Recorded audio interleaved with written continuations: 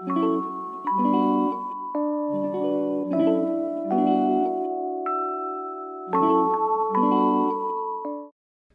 I'm Keith Christensen, and this is I Should Have Raised Dogs, the story of my mother, my father, and America in the 20th century.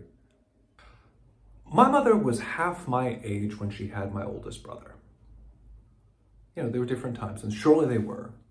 And there were different choices that people could make. And some of the things that motivated my mom, like my mother being a career woman at that time, would have been extremely rare. Frankly, none of her friends would have been doing it. And the idea of her being a career woman at the phone company sounded tantamount to just driving herself insane. I think my father had some notion of taking my mother away from it all, which is amazing because, get you away from it all, but let's move to the same town where your brothers are. For all of the problems that my mother had with Jack, her stepfather, she was driving back and forth between Copiague and Wantagh constantly, by everybody's description. My mother used to drive all over Long Island to see people.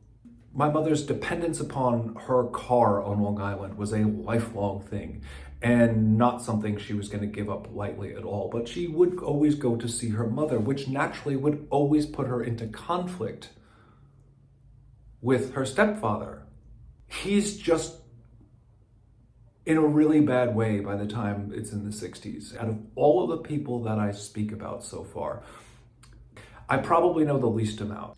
And again, because that idea that my mother, she didn't like somebody, she wouldn't really talk about them. There were plenty of people that my mother didn't talk about. She might even say, like, oh no, I don't talk about her, which is a nice way of saying something mean.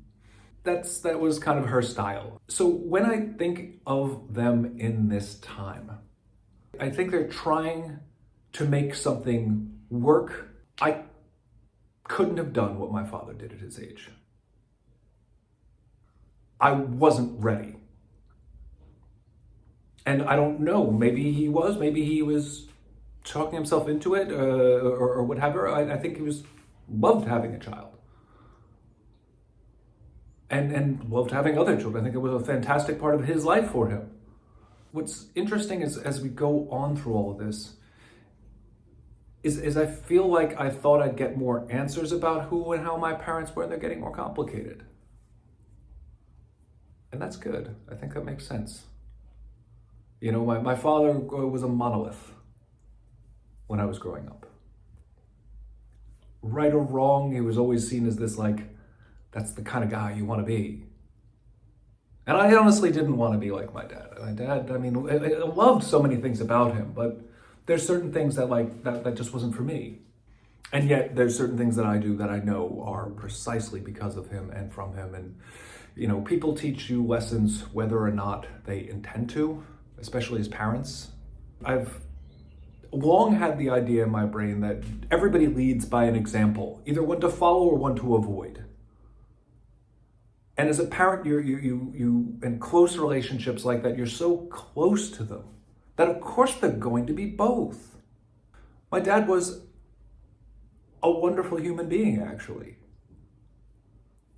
He was a dear friend to people. If my father didn't have an extended family, he built that with his friends. He was enormously welcoming. He was that type of person that other people felt more important because he had a way that people were important to them and they knew it from him, even though he wasn't the type to say oh, hey, I love you. Or he wasn't the type to say I don't know, any of the number of those words that are just so and just so. He performed loving acts. He told people, and particularly the men and friends and things like this in his life, he told them that he love them in the way that I think people did in that time. They didn't say, hey, I love you, and hug you. That would have been impossible. They said I love you by speaking. And by the other person paying attention. And by trading jokes. Telling stories and then wanting them to be there.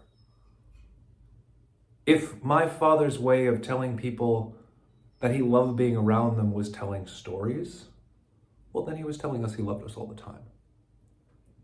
Because my father loved telling stories. But he had a set repertoire. I have to get to that.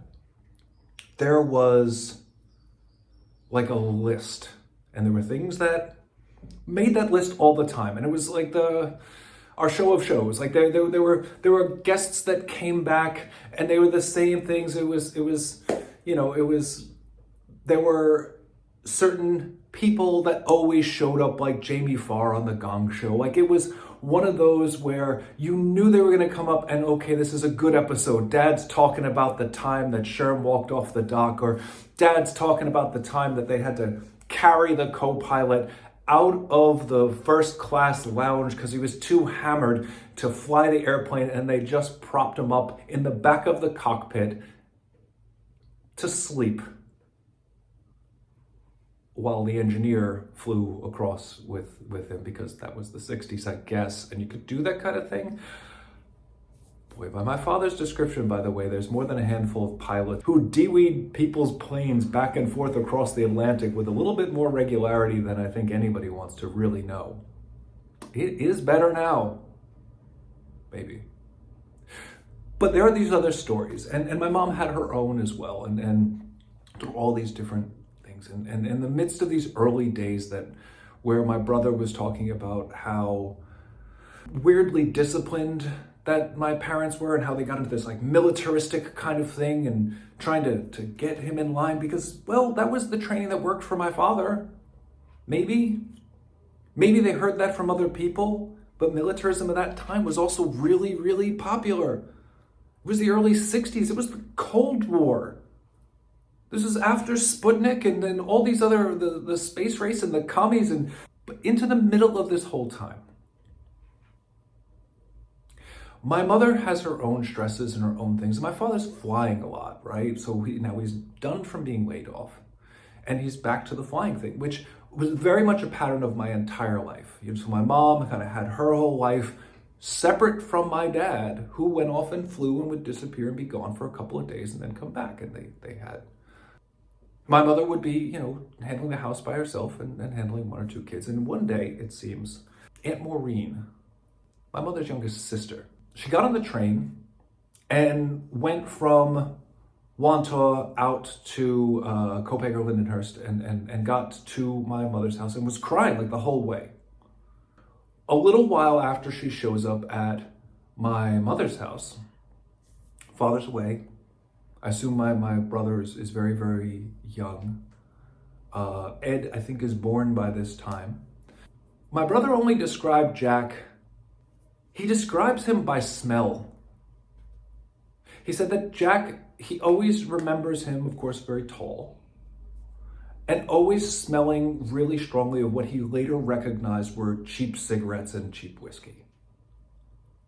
So Jack shows up at the house in Copiague after Maureen has come out that way and was crying and talking to my mother, and apparently he had actually hit or beaten Maureen.